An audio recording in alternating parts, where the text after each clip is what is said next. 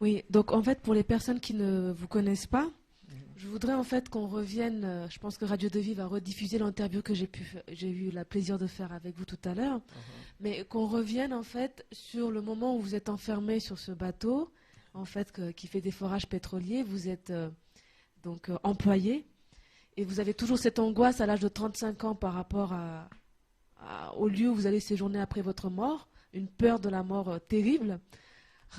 Sachant qu'en plus, sur le pétrolier en question, il arrive souvent qu'il y ait des accidents, donc vous étiez confronté à cette réalité-là, et donc vous décidez de fouiller dans le Coran, et qu'est-ce que vous découvrez dans le Coran par rapport notamment à Jésus?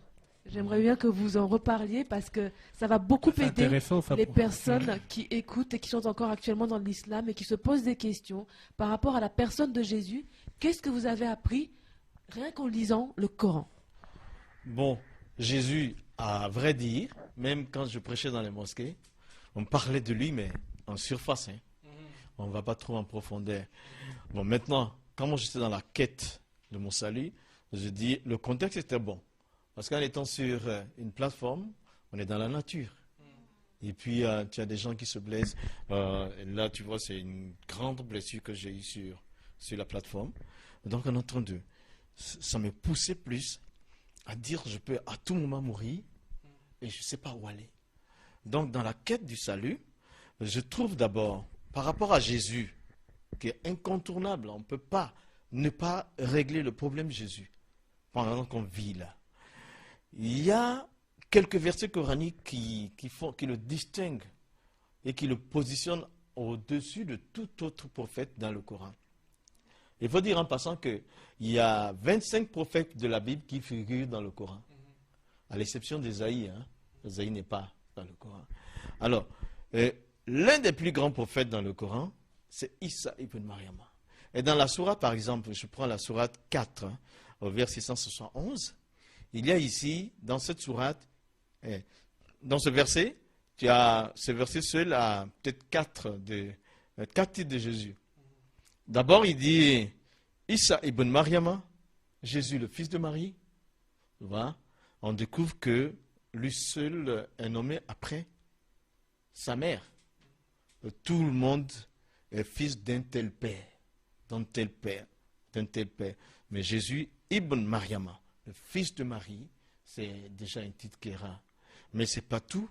Il dit encore Issa kalimatullah, Jésus, parole de Dieu. Et dans tout le Coran, il n'y a pas d'autre personne qui soit nommée ainsi. Il est le seul, la parole du Dieu créateur du ciel et de la terre, selon le Coran. Et dans le verset 171 de la 4e sourate encore, il dit Issa, Ruhla, Jésus, Esprit de Dieu. Et ça, c'est très fondamental.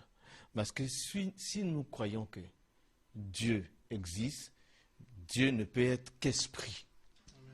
Si Dieu est esprit, qu'on dit Jésus, esprit de Dieu, ça revient à dire quoi? En réalité, Jésus est Dieu. Bon, je découvre ces dents.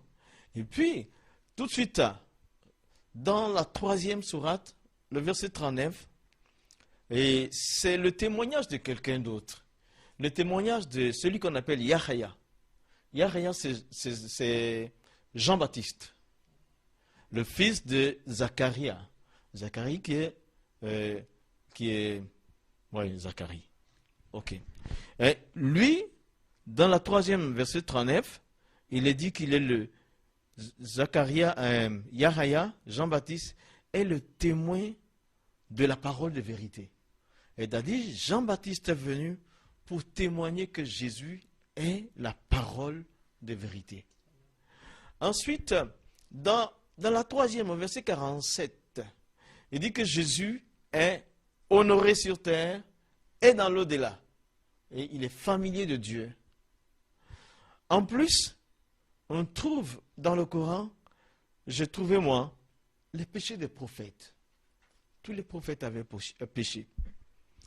Et, sauf Jésus, la 19e sourate est une des sourates qui mentionne la naissance de Jésus. Il dit, nous avons envoyé notre esprit qui a pris une forme humaine devant Marie. Marie, c'est Mariam. Et nous lui avons dit, et il a dit, je suis l'envoyé de ton Seigneur, chargé de te donner un enfant. C'est à partir du verset 16 de la 19e sourate. Alors il dit, je suis l'envoyé de ton Seigneur, chargé de te donner un enfant. Et elle dit, mais je ne suis pas dissolu, je ne connais pas d'homme. Et il dit, ce que Dieu dit, le fait, kun fayakun, le temps de clignement de l'œil, quand Dieu dit quelque chose, c'est fait. Et puis, ils ont marqué un enfant saint. C'est-à-dire que Jésus est né là, sans péché. Il a vécu sans péché. Tu vois, ces choses m'ont beaucoup touché. Et il y a certains hadiths qui rapportent le fait que chaque enfant, Abu Huraira a rapporté dans un hadith que chaque enfant à sa naissance est frappé par le diable, un shaitan, sauf Jésus, qui il est exceptionnel, sans péché, tu vois. Juste que vous puissiez préciser quelque chose, on dit Jésus, fils de Marie. Expliquez-moi, en fait, que ça implique que Jésus, en fait, soit nommé comme fils de Marie, contrairement à tous les autres prophètes qui sont fils d'un père. D'un père. Ah, même, bien sûr. Jésus, il dit Isa ibn Mariama, Jésus le fils de Marie. Et tout être humain, tout homme est nommé après son père. Même le prophète de l'islam, il a dit Muhammad. En tant que musulman, on disait Muhammad sallallahu alayhi wa sallam, que la paix soit sur lui. On dit Muhammad ibn Abdallah, le fils d'Abdallah. Le fils d'Abdallah. Mais, donc Jésus, on dit le fils de Marie. Mais le problème, c'est qui est le nom de son père? Qui est son père et quel est le nom de ce père-là? Comment s'appelle-t-il le père de Jésus? Le Coran reste sans réponse. Et on n'ose pas dire que c'est Dieu qui est son père. On ne peut pas dire. On dit fils d'une femme, fils de Marie. Mais qui est son père? Tu vois? Ça fait qu'il est unique dans tout ça. Ça, je vais ouvrir une lucarne. On a poussé dans la 19e sourate. Parce que comme déjà, il y avait cette confrontation, cette comparaison, le Coran dit, Kamasal Isa, Kamasal Adam. Il dit, tel est Jésus, tel est Adam. Et ils ont dit dans la 19e sourate, pour mettre un peu de boudade sur cette situation, ils ont dit que Jésus est égal à Adam, parce qu'Adam n'avait ni père ni mère. Cependant, Jésus avait au moins une mère. Voilà, ils le disent comme ça, mais... Et puisqu'il dit Jésus est l'égal d'Adam, mais si on regarde ce verset, qu'on fait une comparaison, si on veut mettre Jésus aussi le même piédestal qu'Adam, on va dire, ok, Adam, il est fait de poussière, de terre. Voilà, s'il meurt, quand il meurt, il redevient poussière. Bon, Jésus, il est fait de la parole de Dieu et il est fait de l'Esprit de Dieu. Bon, puisqu'on doit les comparer, si Jésus devait mourir, il ne peut pas devenir poussière.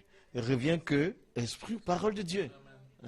Et puis en plus, qui a envoyé le péché dans le monde? C'est Adam. C'est pourquoi Jésus fait sortir le péché. Amen, amen, amen, amen. Ah, c'est très intéressant tout ça. Nous sommes à notre émission Être une voix pour les sans-voix. Ce soir, en fait, nous sommes avec le pasteur Moussa.